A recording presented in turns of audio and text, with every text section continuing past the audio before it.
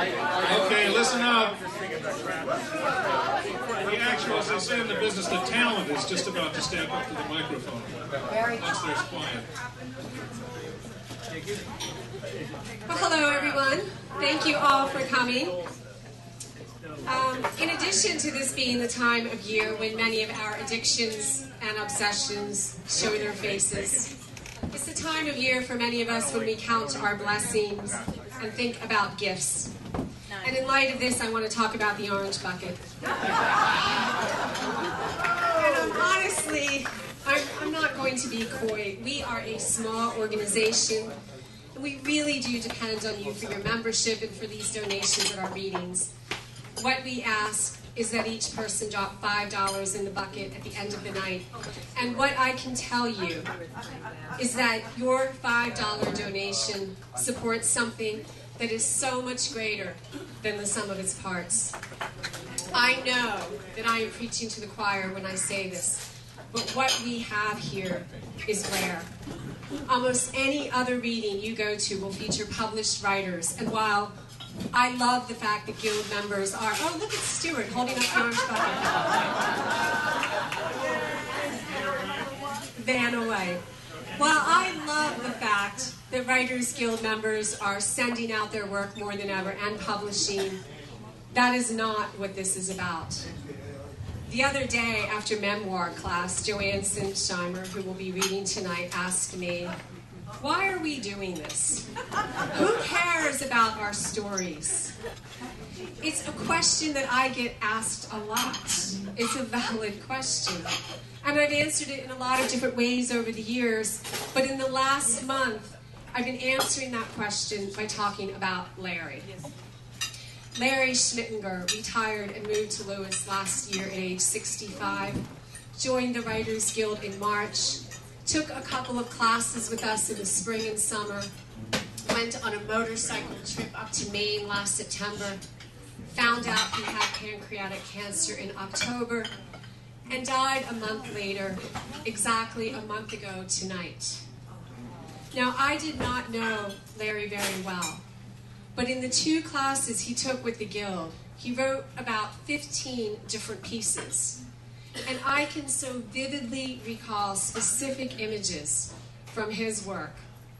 The image of his mother ironing while he was a boy. Details about his older brother who was a cop and whom Larry considered his best friend. A list story of all the different motorcycles he's owned over the year and how each one represented a different Larry.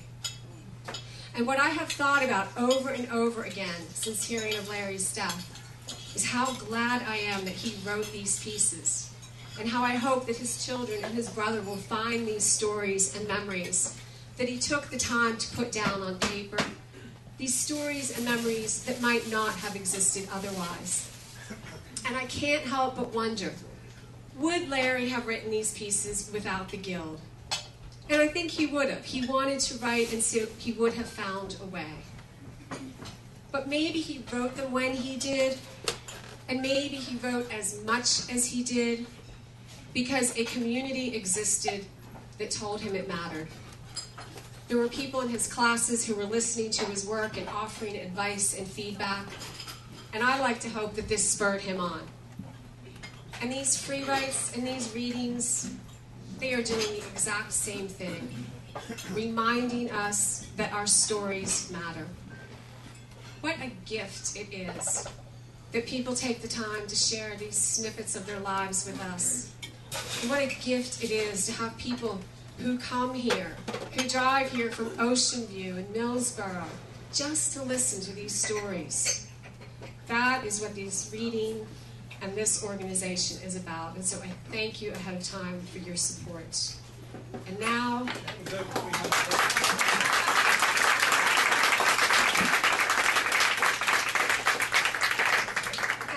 I can think of no better way to start a reading than with Sharon Hoover.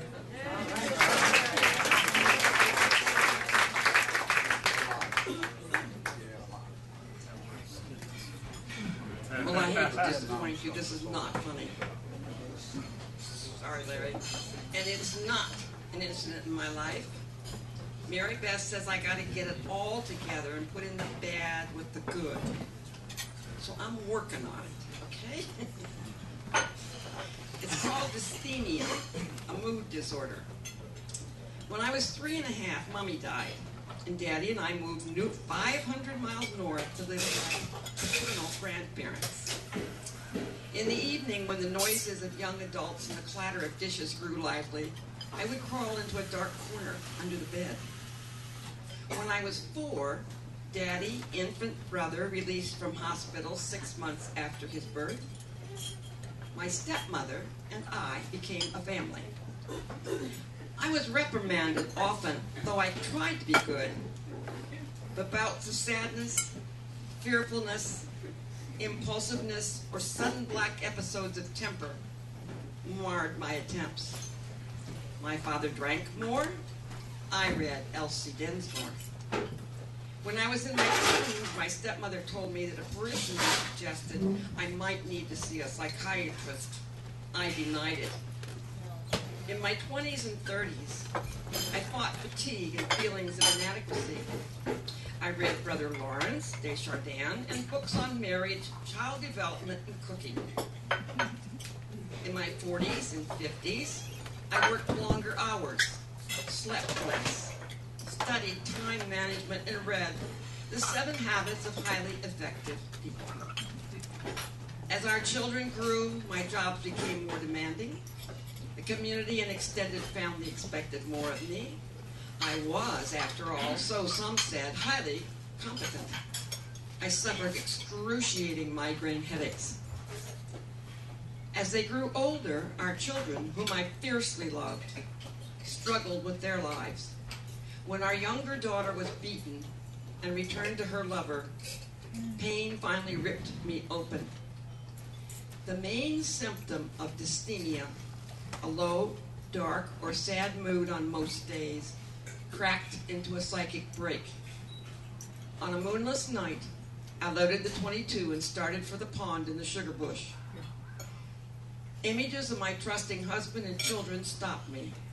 This was my burden. The next morning, I went to see a physician friend for help.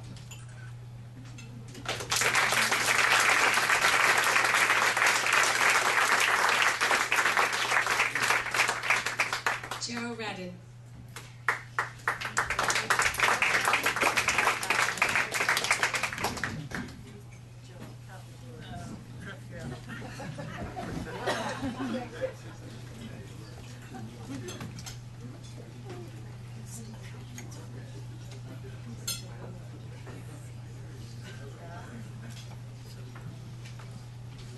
Again, you all hear me?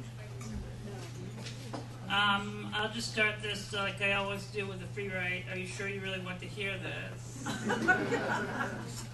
I'm assuming you do. This is called a time machine. Obsessions are persistent, disturbing thoughts that cause excessive worry and anxiety. Compulsions are repetitive rituals performed to relieve obsessions.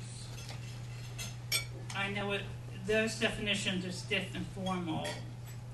I know what it really feels like.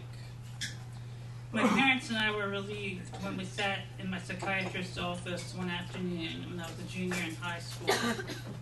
The misery I had endured for almost a year had a name: obsessive-compulsive disorder. OCD brought the powerful and mighty Howard Hughes to his knees. It didn't just affect the mysterious and reclusive millionaire. Desperate people suffered for decades before proper treatments and medications were available. If there was a time machine, I would have told myself that everything would be okay as my brother and dad dragged me kicking and screaming to the emergency room in Wilmington as my mom drove. It was at the Rockford Center that I met my psychiatrist who could prescribe medicine. One February morning, my parents drove me to the hospital in Philadelphia where I was to face an uncertain future. I was terrified that I wouldn't get straightened out. If I could go back in time, I would have told my frightened and desperate 16-year-old self that everything would be okay. After signing myself in, the social worker walked us across the meandering halls of the old hospital. When we reached the adolescent unit that I would make my home for the next 5 months, Diane unlocked the door to the adolescent unit and escorted us in. The thick door that locking out. What? I'm sorry. The thick door shut, locking out the rest of the world behind us and my freedom. It was a stark hint of what was to come. If I had a time machine, I would have told myself that it would be okay when staffers carried me, kicking and screaming, to the quiet room when they wouldn't let me finish my rituals that I had to do until they felt right. If I didn't do them, I was afraid something bad would happen to my family and friends. If there was a distraction, I'd have to start over again. The process was endless.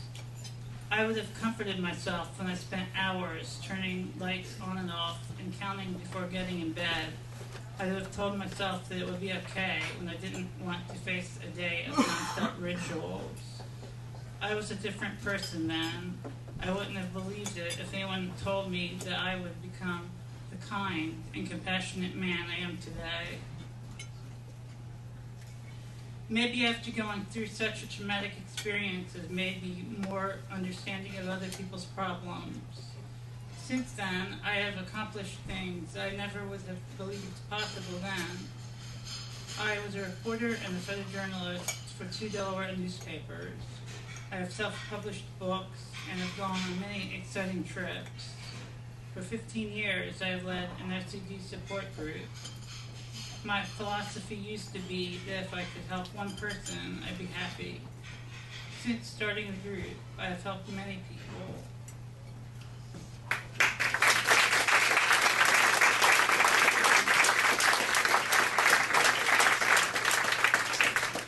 Austin Gardowski.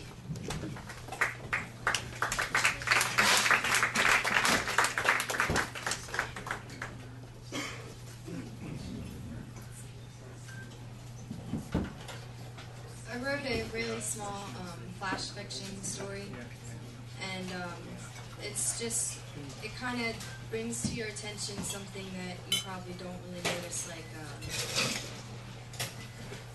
you'll see what I mean. Okay. It's called I Pray. As I was walking out the front doors, gaping open to the blinding sunlight, shining in and washing over the slick tiles in our forever school, I saw a girl. No, I don't mean just any girl in a huddle catching up on the latest gossip, nor the ones being uncomfortably pressured by their boyfriends to have a kiss goodbye. No, the other one. The one that hides her broken face with shiny black locks draped over her eyes, huddled in a corner, trying to hide from the light that seemed to suck the life right out of her as I watched her cringe. The one with her abusive father's idea of the in-wardrobe, a torn t-shirt, ripped up jeans, and a 4-year-old non-brand sneakers. The freak with angry slices from a knife piercing into her skin the night before randomly assorted on her wrists. And it's to this one I pity, the weak and innocent, confused and trapped. So in the menacing crowd of high school students, I kneel and pray. Pray that God may lay his hands over the soon-to-be scars from the crimson bleeding knife and wrap his arms around this young girl to shield her from the abuse that she may endure when she gets dropped off the bus, with gum and spitballs matted in her hair to remind her how much everyone hates her. I pray that God will fight off anyone that could bring harm to this girl that is so close to slipping off the edge and falling to her end, to a blanket of jagged rocks that seems oh so excited to meet her. Amen.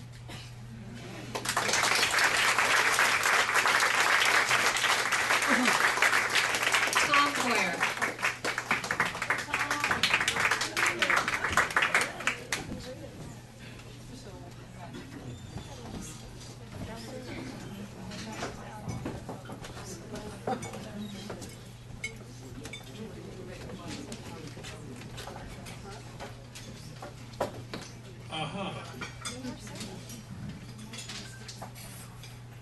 This is, I thought a lot about addictions and obsessions because I have a lot of them. I decided not to write about jelly beans or any of those other ones. So this is the one I chose. I started my freshman year at St. Joseph's High School in September of 1960.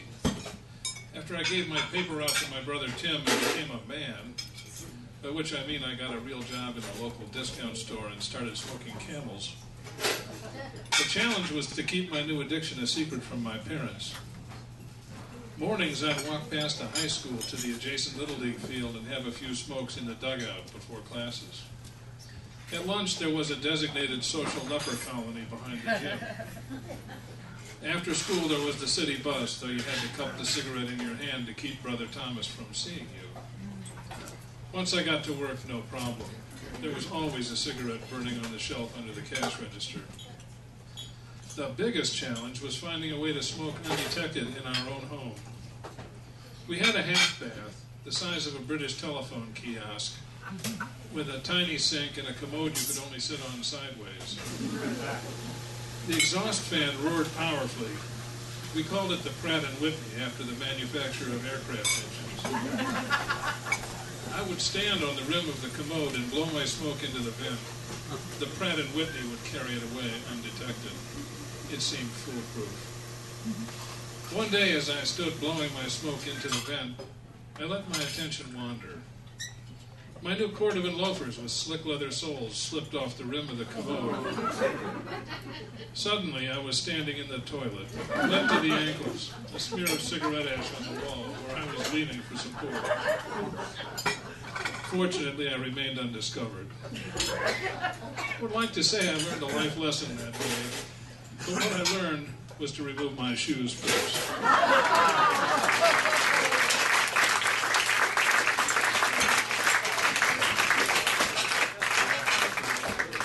Kelsey Dugan.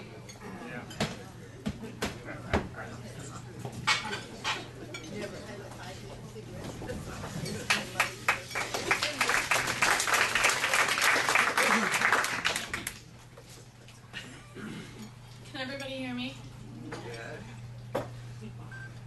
Hey, lady. Yeah, you, lady. You're that lady that drop-kicked me, a drop-kick worthy of a Spartan, into that place, that horrible, unshared place, a place I now see in my dreams. Reliving a warped version of that night over and over. Lady, yeah, you, with your questions and your concern, I was on the fence. It could have gone good or bad. You knocked me over into something dark and wrong. Down I went into that rabbit hole. Let me tell you, it's nothing like I imagined. In my dream, I am running from you in the woods. I stop at that hole. There's no way around. I turn and you're there, no choice but to jump. I fall and my world turns upside down. He tells me everything is okay. I can't believe him. He says when I wake up I'll be fine. I'm afraid to sleep. I will get trapped. I can't get trapped. Your words pulled me away from the ones I loved. Why do you beautiful people do this to yourselves? Did your friends talk you into it? Does your mother know where you are? What you're doing? What would she say? I have a daughter just like you. Blonde, still young and pure. I hope she never does this to herself. Are you having a bad trip? I don't know what you're talking about. You never have to feel like this again. Are you having a bad trip? No. Are you having a bad trip? I don't think so. Are you having a bad trip? I'm not sure anymore. Are you having a bad trip? I think I'm having a bad trip. Hey, lady. Yeah, lady. Thanks.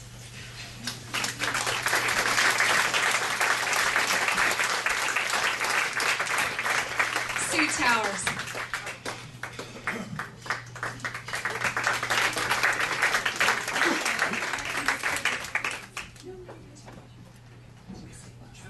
You can hear me. Okay. I recently watched the reality show Top Chef. It was my first time.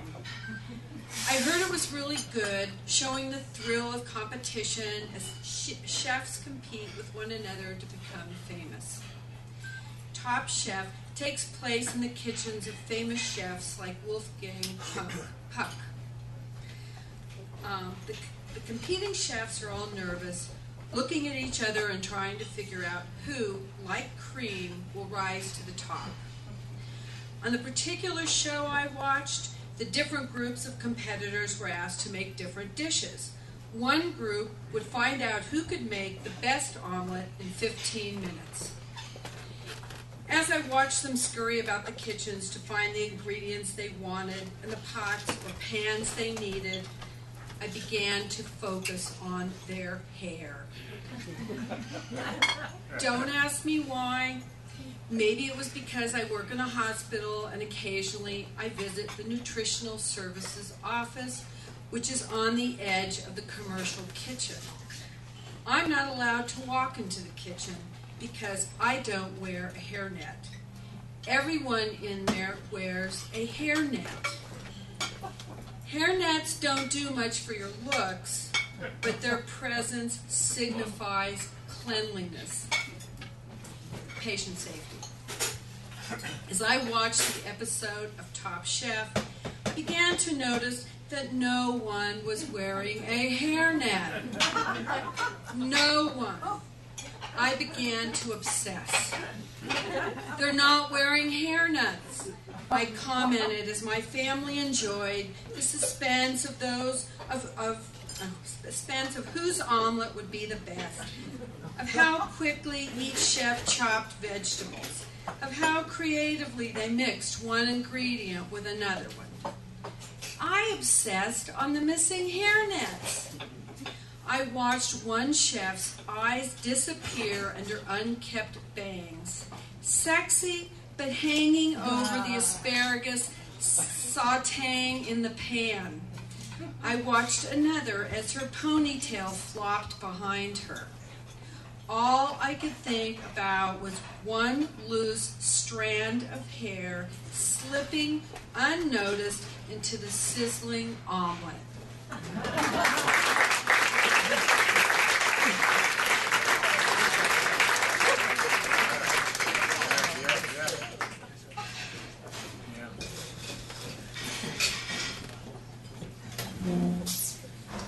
And now we have the two sergeants who are going to do a song for us. It's a Chris Christopherson Ballad of Billy D.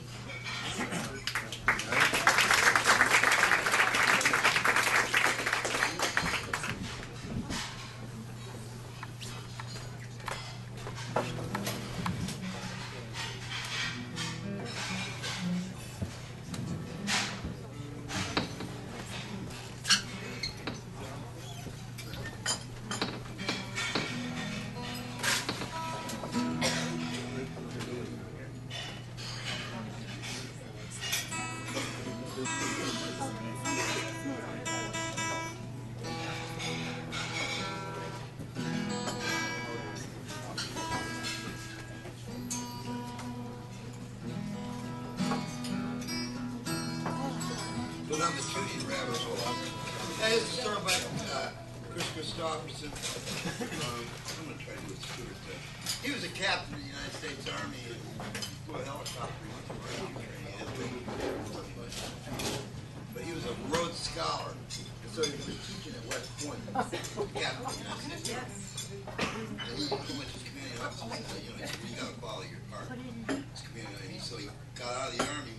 And he ended up national being a janitor at Columbia Records. And yeah, you all know he's 73 years old now. But there's a lot of rabbit holes he went down, And this is a song about it. Billy D was 17 when he turned 21. He's fooling with some foolish things he should have left alone. But he had to try and satisfy a thirst he could never name. He's driven toward the darkness by the devils in his veins. Well, Billy took a beating from the world he made.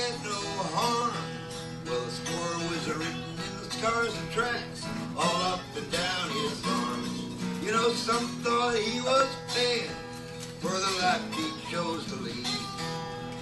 All we felt was sorry when Billy D.O.D. You see, yesterday they found him in a dirty Houston hotel.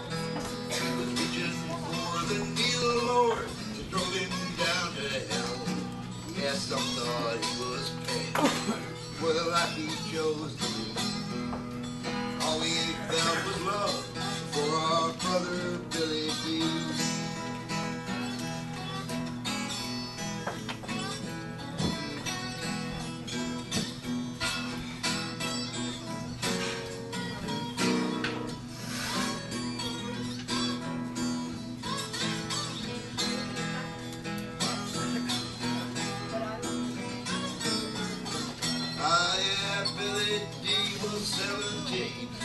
Turned 21. It's fooling with some foolish things should have left alone. But he had to try and satisfy that thirst he could never name. He's driven toward the darkness by the devils in his veins. Yeah, yesterday they found him in a dirty Houston hotel. He was reaching for that deal, Lord, that drove him down to hell. Some say he was paying for a life he chose to live. All he felt was love for our brother Billy.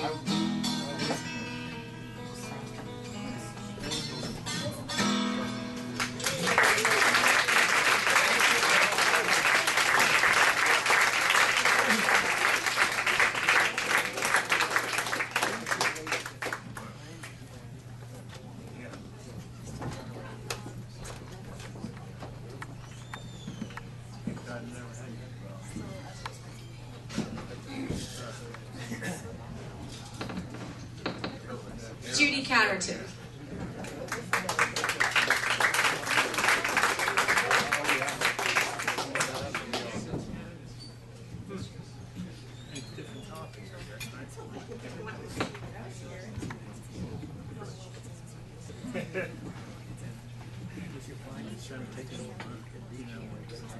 Tom Hoyer and I were kindred spirits. I used to be addicted to cigarettes. I started smoking while in college in the 60s.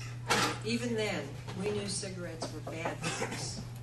But I deluded myself into thinking I could have one or two when I played bridge or studied for an exam.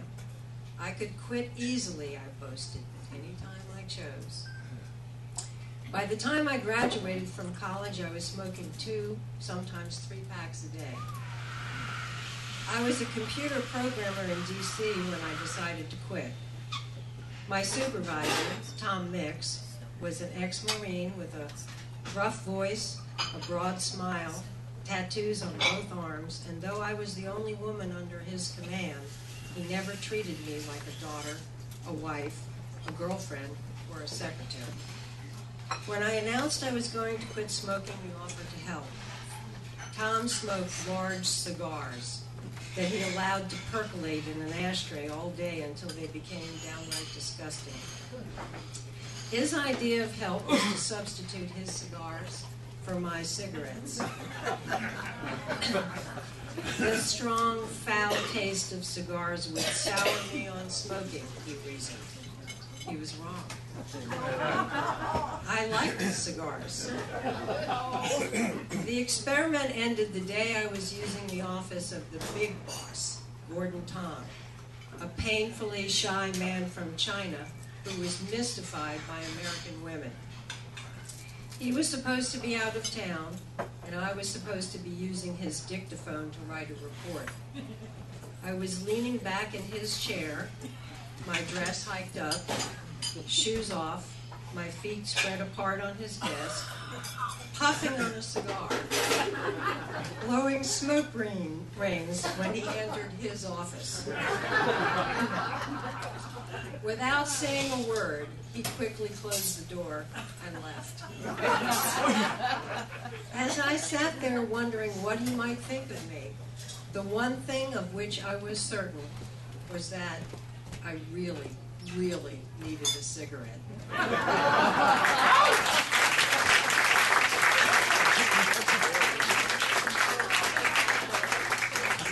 Very good insight.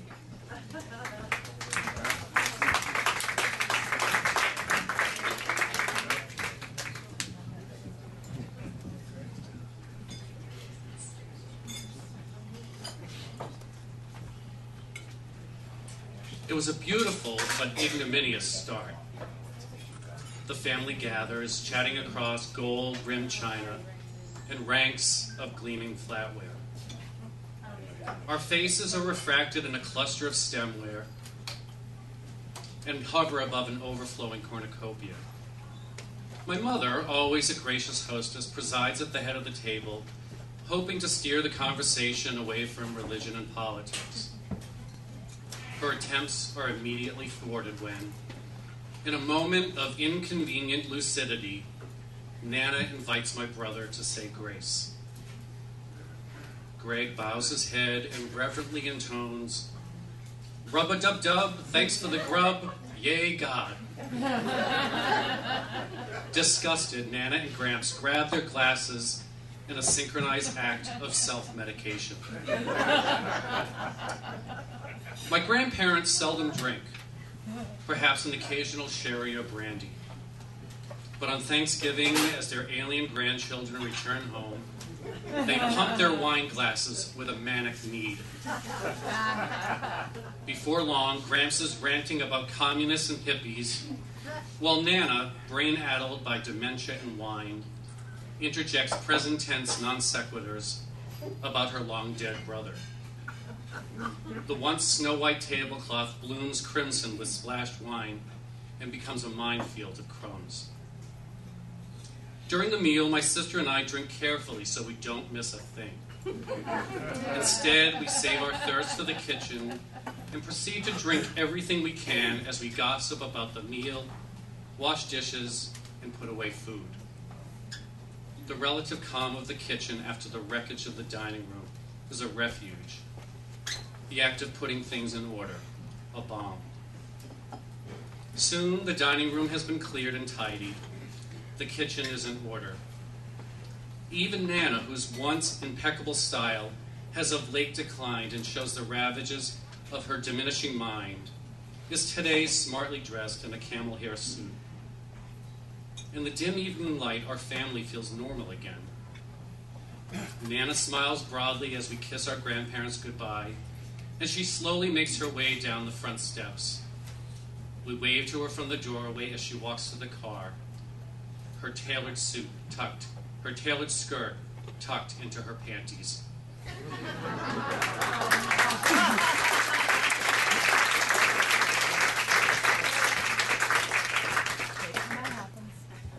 Melissa Chandler.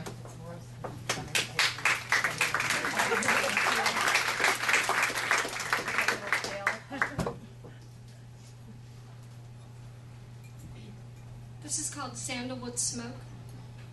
Sandalwood smoke curls up from a potted jungle, while Janis Joplin chases rabbits across the hardwood floor. Winding country roads where our stomachs stay behind to play in the leaves. Perfectly creased bell-bottoms covering a perfectly damaged soul. Thick auburn tresses flow wildly as a lithe form crouches hideously in the crook of an old oak, howling at the moon. Calling to what? Calling to whom? Calling for help. Only she knows. The cavalry arrives in the form of steel cuffs. 36 hours in a padded cell, and somehow she's all better. The moon rises again with a freak call in the middle of the night. Incoherent sing-song ramblings on the line, mocking me. No longer tall and regal, she hunches now over her cane, graying, body racked and tattered, aged and broken, haggard from her self-loathing. A little girl's image of her big sister dissolves, like the sandalwood smoke that still hangs in her nostrils. The child has grown. Through the adult eyes she sees. The sister was never an angel, perfect in her 70s attire. She was simply a human being, flawed, addicted. And I had one more thing to add. I promised my daughter I would do this and come clean tonight, so My name is Melissa, and I'm 42 years old, and I am hopelessly and utterly obsessed and addicted to Twilight. And I know it's juvenile and even a little creepy because I'm 42 and Edward and Jacob could be my sons. But I can't stop reading it or watching the movie. The books have fallen apart, and I tell my husband I'm going to the grocery store, and I see the movie again in the middle of the day by myself for the 32nd time. I drug him out there on a trip to California. We've returned from Seattle because I thought, oh, well, it's only a hop, skip, and a jump to Forks. And I've been back every year since then. I'm so completely and totally obsessed with it that I made a child that looks like Bella Austin.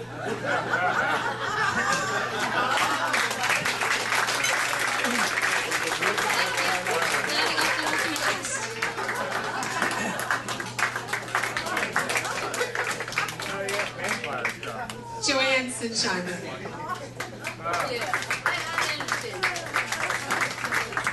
I'm obsessed with the Mayan culture.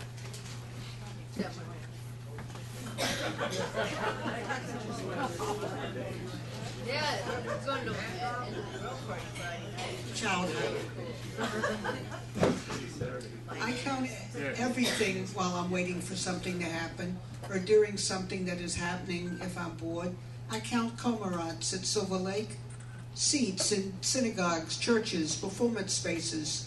There are either 117 or 120 chairs in this room. Subway cars, you get the idea. Yeah, I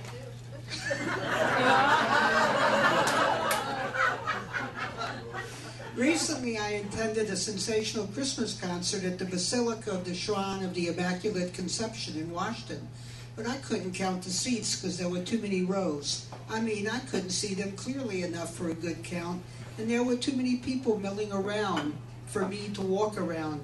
I had to estimate. People ask, why do you count?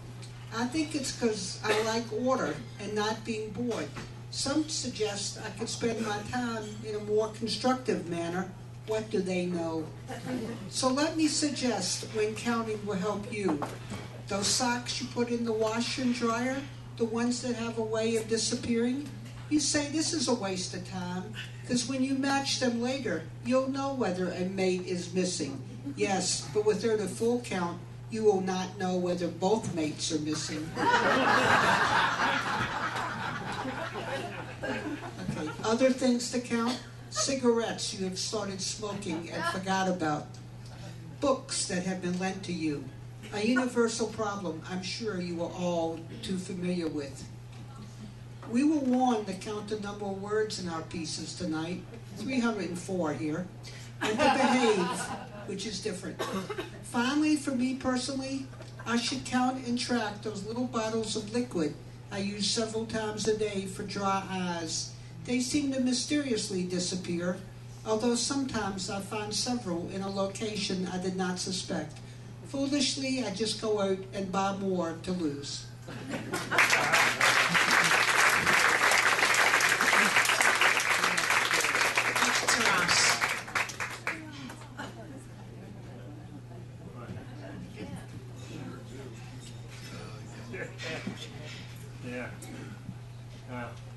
Late one afternoon, when I was deep in the deciduous forest, when the shadows of the trees and twigs were entwined over the ashen, dead and dying leaves and dirt, and then I felt it, and even though I could not see it, I knew, and I feared not death, I feared not my body lying on the ground, decaying pale flowers shooting through hollow eyes, traced by my ribs.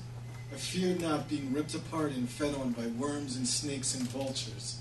I feared not what I knew was there behind me, and I had been searching for years, moping through swamps and bowers and briar bushes, years of nights peering through iGen 20/20 night vision infrared scopes, watching for ghostly images in glass, cold mornings waiting, listening for wild and eerie parabolic microphone amplified howls, sitting days and days in my garage, seeing flickering, shaking, motion captured thermal frames, losing forsaken afternoons pouring plaster into prints, carrying heavy casts along faint paths across streams over rocky promontories, spending piles and piles of soft-worn, faded green cash, engaging in endless arguments with 3 girlfriends, 2 wives, all lost.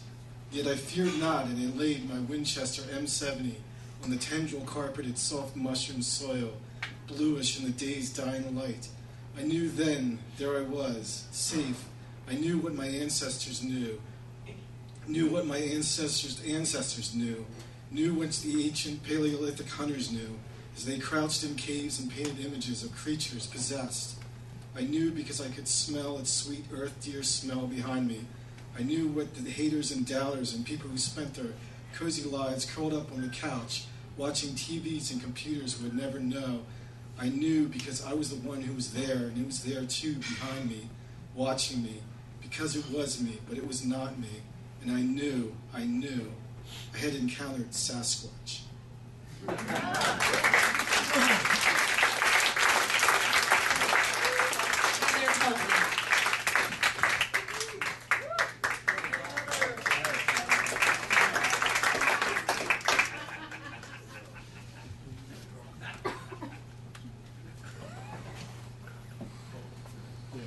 She wakes early, slipping from her bed into the cold. The artist stands before the bare canvas. Images run through her mind, images that would represent her pain. Picking up the silver brush, she chooses one color, vermilion red. She cuts it across the page, leaving drops on the floor. The writer sits with a blank page, silver pen in hand. She taps, taps, taps. Words run through her mind, words that would describe the images.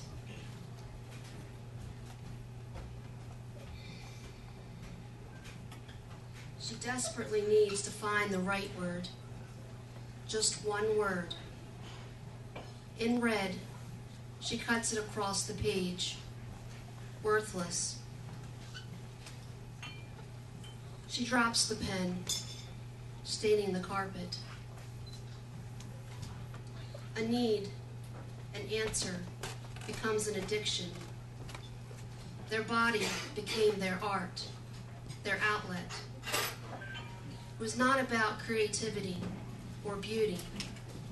It was about the absoluteness of physical pain.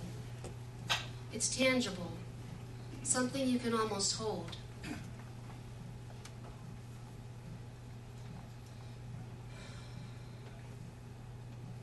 There's not enough talking to heal. Replaying it in your head just adds to it. It builds until reality no longer exists. There's just pain, physical pain that is beautiful. It zaps the body, floods the senses with ecstasy. But at what point does it stop being a coping skill and become an addiction?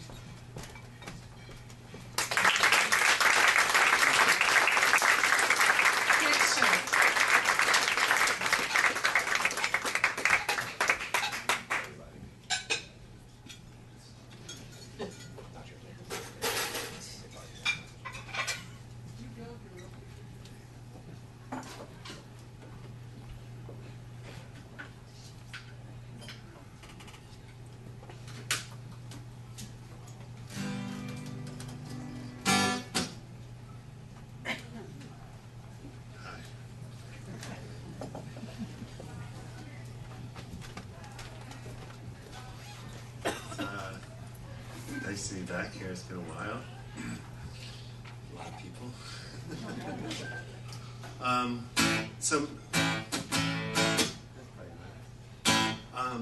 So Mary Beth talked about, having people listen, and the thing and I was thinking about that when I was coming over here. Like, I don't know that I would have written this song, because I had this thing that happened a few weeks ago that was pretty just wrecking, and it's like wasn't the first time, and the next day Tom's email was in my inbox saying the theme was addiction, And so this is called Dear John. And you know, one thing I thought I should confess to, too, is that there was a time when it could have been Dear Ken.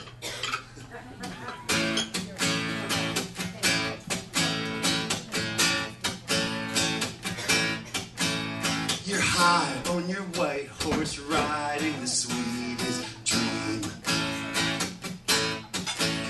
The night's full of promise of endless possibility.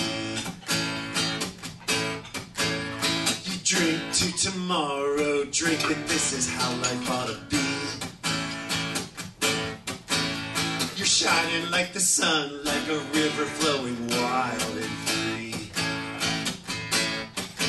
But tomorrow wears off and you're stuck with today.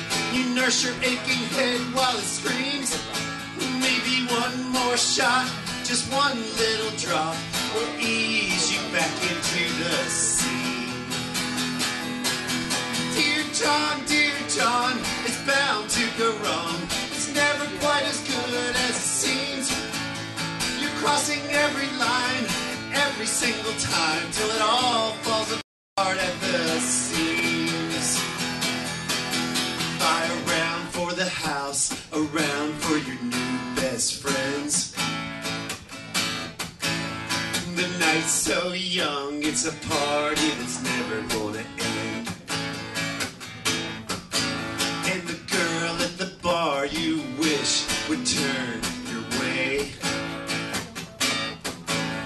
If she'd only listen, there's so much that you'd have to say. But you don't notice the looks when you stumble by, the stares, the rolling eyes. Some concerned, some just amused. It's enough to make you wanna cry. Dear John, it's bound to go wrong. It's never quite as good as it seems. You're crossing every line, every single time, till it all falls apart at the seams.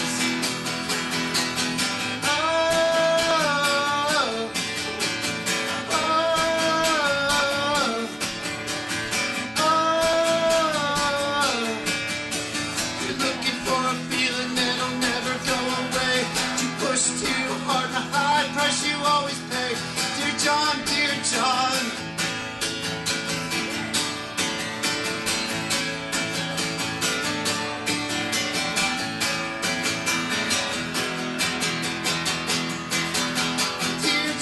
Dear John, it's bound to go wrong. It's never quite as good as it seems.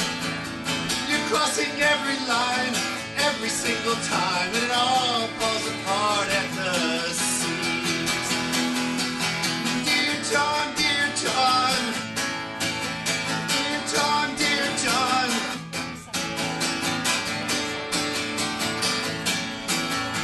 It's falling apart at the seams. You're high on your white horse riding the sweetest dream.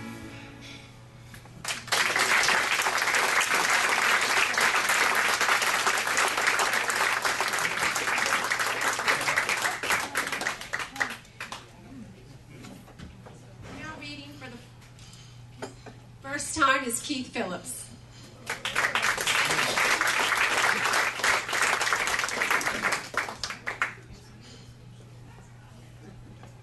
Everyone hear me now? Good. The last reading, Mary Beth mentioned Sarah's short story class. It was a most excellent adventure, and if you have the time, it'd be great to have as many people as possible. I've signed up for the second one, and I'll sign up for the third one.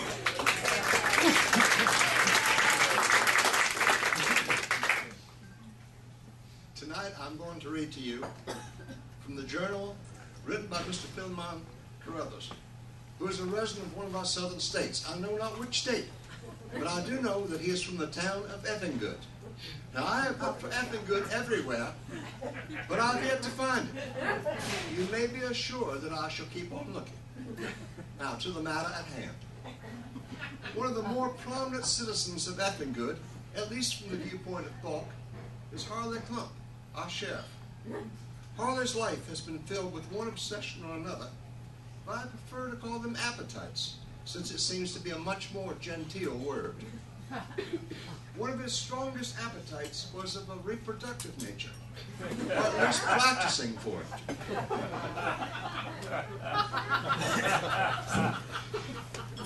I tell this story not to arouse any salacious feelings, but merely to instruct on the true nature of Harley. When he was perhaps 14, he was sweet on a neighbor girl. I will not reveal her name, for impugning her reputation at this time is of no benefit to anyone. Harley had tried with admirable persistence to receive the gift of her maidenhood, to no avail. One night, however, perhaps emboldened by a full August moon that hung heavy over all of us, and perhaps a glass of Scuppernug wine, he finally carried the field and scaled the ramparts. He and this girl were in his father's Ford truck. In their passion and desire to effect the full gratification of the other, they became quite lively. Just as they achieved the goal they had sought, the left rear spring broke. Although the mishap did not prevent them from their final ecstasy, it did present a most serious problem for Harley, for he never was able to explain to his father how such a thing could happen. Harley's appetites remained strong until he and Emma Jane Fortnoy were wed in the First Baptist Church. Lest there be any questions, let me assure you that Emma Jane was most definitely not in that truck with Harley. As many of our male citizens could attest, Emma Jane's legs were locked together so tightly there was fear only dynamite could get them apart.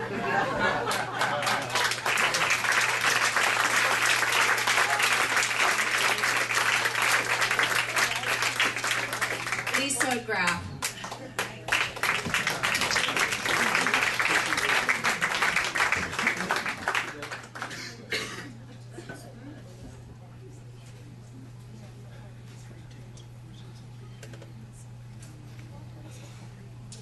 Well, many of you know me well, and you're aware that I come from a family of alcoholics. Over the years, I have written and published essays on the topic. If you know anything about the disease, you also know that it runs in families. Tonight, I want to talk to you about my own struggles with addiction, even though it isn't easy to speak my truth out loud. The secret I have kept for years is this: I'm addicted to Cheez-Its. I have tried not to buy them. I ram my cart into anyone in my way when I race down the snack aisle, hoping to turn the corner and stay sober. But then somewhere at the end of the aisle, there they are, taunting me again, haunting me, that little red box, emblazoned with crunchy, golden, orange squares with 100% real cheese. They're on sale again. 2 boxes for $5. I stare at them for a moment, my heart filled with shame, knowing that this is how it starts, how it always starts. 2 months of sobriety, and not even one reduced fat Cheez-It has touched my lips. I have a choice. I know I always have a choice. I can proceed to checkout, try to get distracted by some lousy, stinking pretzels. My downfall is the sunshine treat. I can't help myself. I toss 2 boxes. Okay, 4. And I look around to make sure no one is paying attention. I get to the checkout, and there they are again. Another mother of a display, red and orange boxes stacked floor to ceiling. I pay for my drug, and I hurry out the door, thinking only about where to hide them this time. Maybe in the shop vac, or tucked in the fold of my beach chair.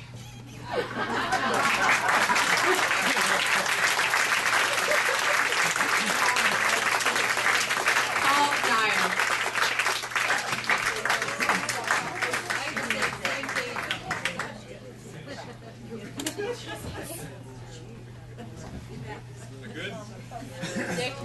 Right into it. When dogs ran free. The cur grabbed his leash while eyeing a spot on the carpet to despoil. The canister attached to the leash shook. "What's that?" I'd ask my son when he left the dog. He was off to the Mediterranean for 3 weeks. "Bags for cleanup," he said. "Cleanup?" I asked. "Like immediately?" "Immediately." "No 24-hour cooling off period?" "You'll learn to like it," he said. And I hearkened back to a day when dogs ran free. Many moons ago, a townhouse on Hiawatha Lane. We received loincloths at settlement. We had a dog, possibly 2. Those were hazy days. Dog maintenance consisted of opening the door. Neighbors never complained. Our block was populated by poster children for alcohol addiction, like ourselves. Until regime change next door, an early morning visit, our new neighbors, an Oriental couple, obviously excited. Not a word of English. My command of Mandarin limited to Mushu pork. They led me to their backyard. Next to each doggy deposit, they had erected tiny rock temples. They animatedly pointed to each pile. I knew naught of their religious practices. Maybe this was something new. True Buddhism, perhaps. I was thrilled to be part of a cultural exchange. I pantomimed that the dogs were capable of much more. That if they had the rocks, we could have a backyard Angkor Wat. I raced home and doubled down on the Alpo.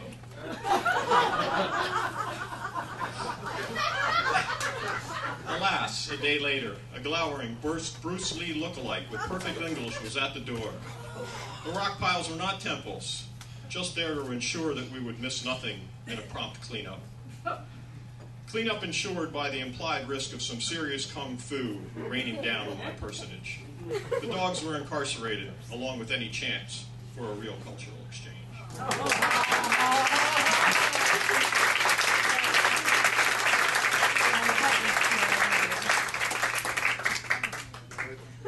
Harry Koss.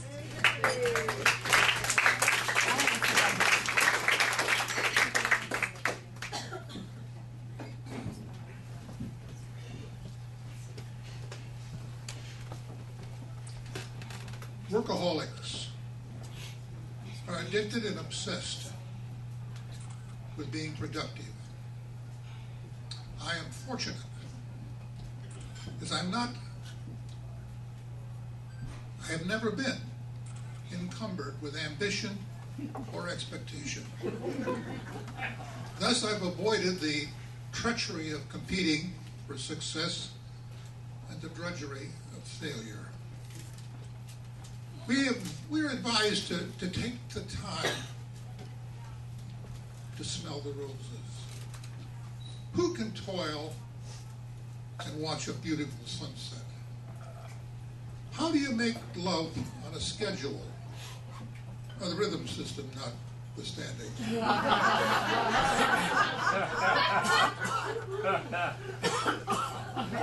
In nature, the purpose of all life is to proliferate. And I have now lived beyond my purpose.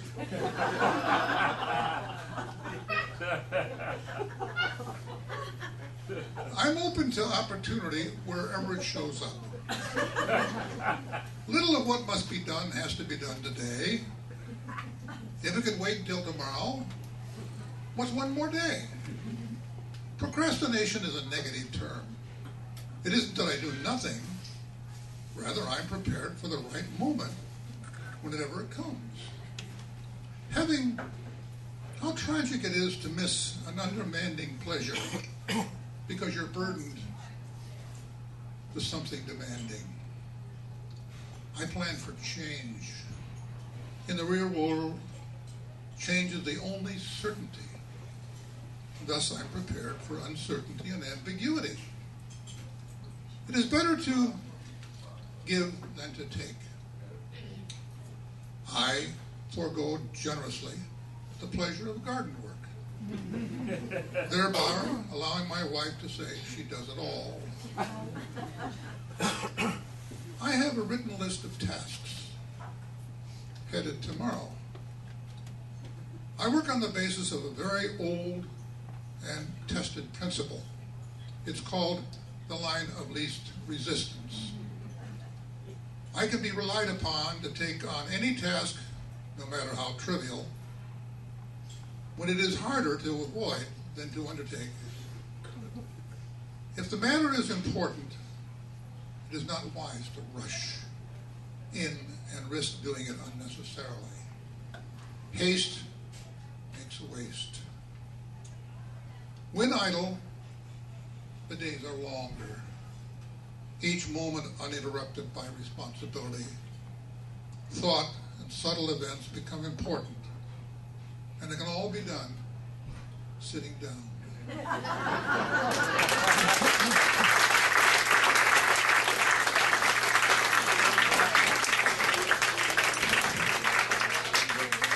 And our last reader for tonight is Sarah Barnett.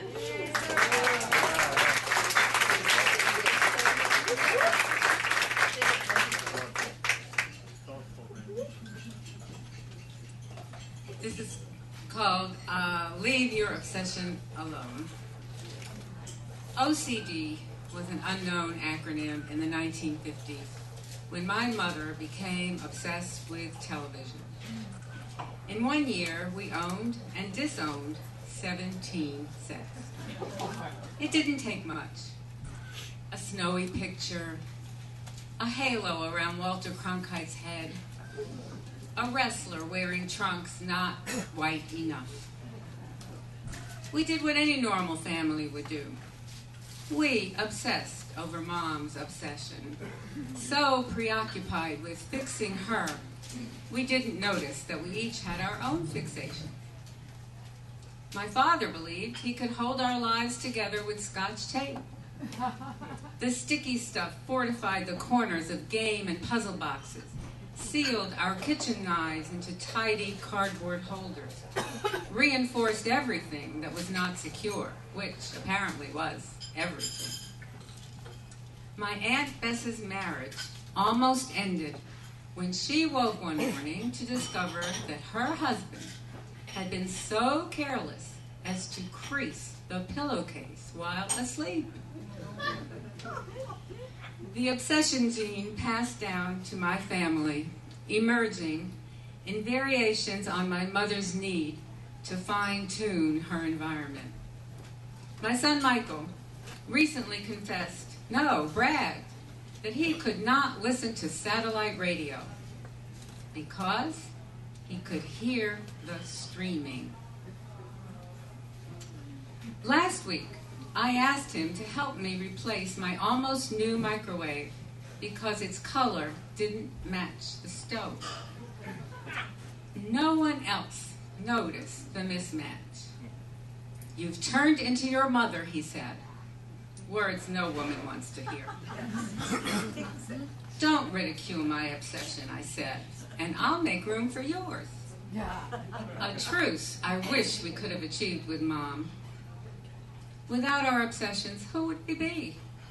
If we gave them up, wouldn't we be relinquishing an essential part of ourselves? Isn't that why we cling to them like toddlers hanging on to teddy bears? That's my story, and I'm sticking to it. And my new microwave still doesn't match the stove.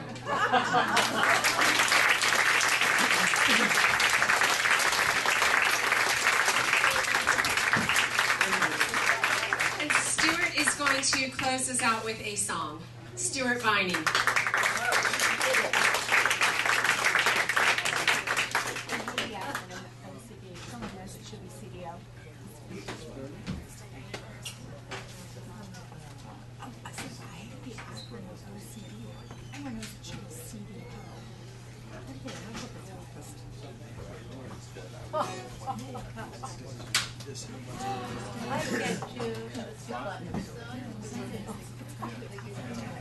Happy trails.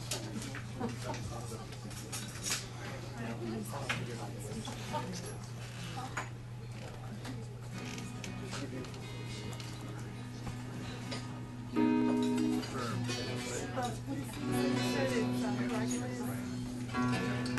about it, Ken? Guitar too loud.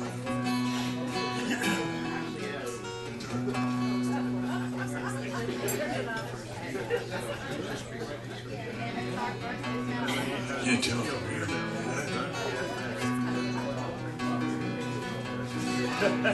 So the thing about addiction, I was in the throes of addiction for 20 years, and I've been out of it longer than that, which is a good thing. Back when I was a young man, I was in the music business, in the corporate side of music business in the 70s, which means you could do anything. And it was corporate approval, which was not, and they paid for it, which was not bad. So we would take clients out everywhere. We would take people to New York. As long as you're taking a client out, you can do anything you want. We take them up to New York shows, wine them and dine them, get them all the booze and dope they could handle, all the women they could handle. Some of them wanted things other than that. They wanted, fur-lined handcuffs, circus performers, Great Danes. People got all kind of addictions they'll fess up to when they know you're buying. It's true. In the midst of this kind of lifestyle, I met this gal I decided to marry. When I was making a gob of money at the time, way more than was good for me. And she was from a very, very wealthy family down in Virginia, old money, like 8-figure kind of money. And you could rightly assume that my kind of drinking and carousing like I was doing would be a problem in a marriage like that. And it sure enough was. The biggest problem was that I could not keep up with her. She could go. That's right. And one of the things that happens in that is that law of unintended consequences comes back and haunts you. Dreadfully, we were coming back from New England. This is 6 days before we got married.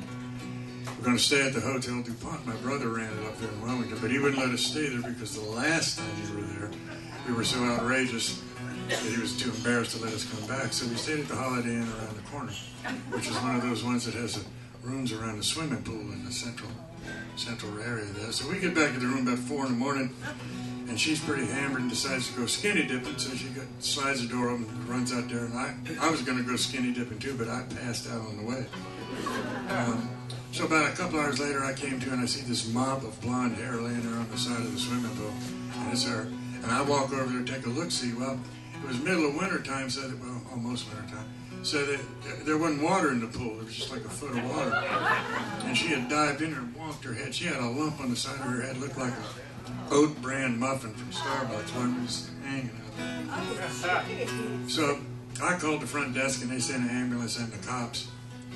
Yeah, and I was in the bathroom pretending I was throwing up when I was really getting rid of the dope. So we could get out of it, which we did. So the next day we're back in Virginia, down Warren, Virginia, where we lived, in our local hangout bar called Napoleon's. This is now 5 days before we get married. And we were pissed off at each other about something, I'm not sure what. And I don't know if I was sure at the time. Yeah. Anyway, I decided I punched this wall thinking it was made out of sheetrock. But it wasn't. Napoleon's is an old building. It was constructed around 1700 something. The wall's 13 inches of stone, and I broke my arm. Well, 5 days later, we go to the wedding, and her parents were quite wealthy, and they built an addition on their house for our wedding so we could be married in the house. It was about as big as this room here.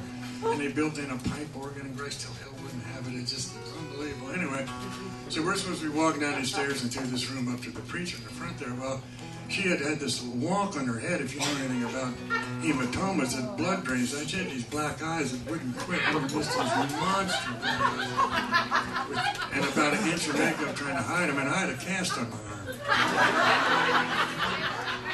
It didn't look good. Yeah, you laughing now, what's so goddamn funny? So, my brother, they had the reception at the house there, and my brother was walking around little slips of paper. You give him $5 and you write down how long you think the wedding will last. And it was the low bid was sundown, the high bid was a year. He hit it right on the money. We were married November 3rd, and she took off December 15th, 42 days. I think is the record. I'm not sure. There's some folks I need to check that. But I think it's pretty good. Anyway, So it is, and I never saw or heard from her again. I hope she's doing well. I don't know. I mean that seriously. I don't know.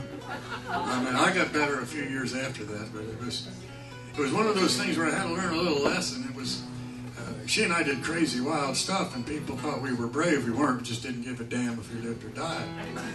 And after a while, I figured out that I didn't want to die, and then a little while later, I figured out I wanted to live, which is a big difference.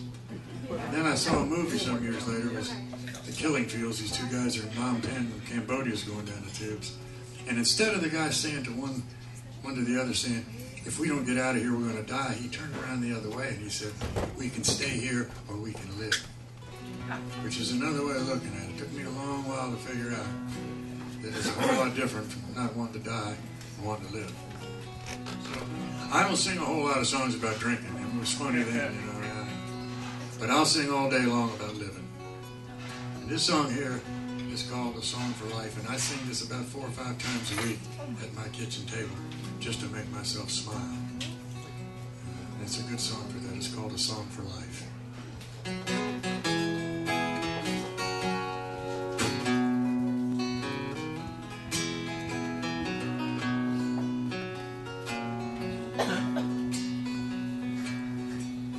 I don't drink as much as I used to,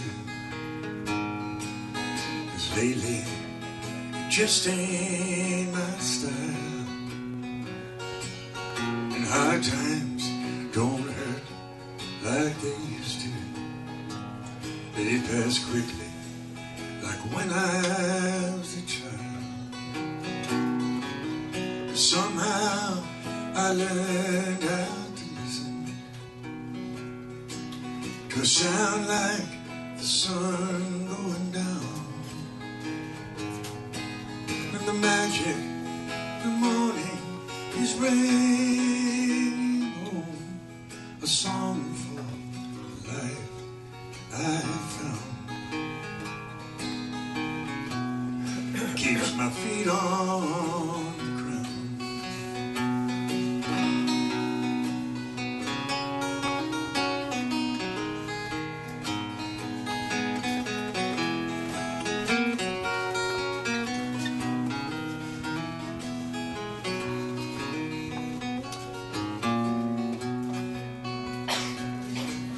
Those midsummer days seem so heavy. Now they blow like a breeze through my mind, and nothing seems in a hurry, trying to make up for someone's lost time. Somehow I learned how to listen to a sound like the sun going down, and the magic, the morning is rainbow, a song for the life I've found, keeps my feet on the ground.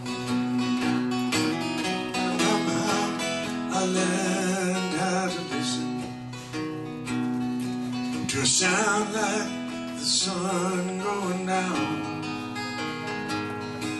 and the magic, the morning is rainbow, a song for the life I've found, keeps my feet on.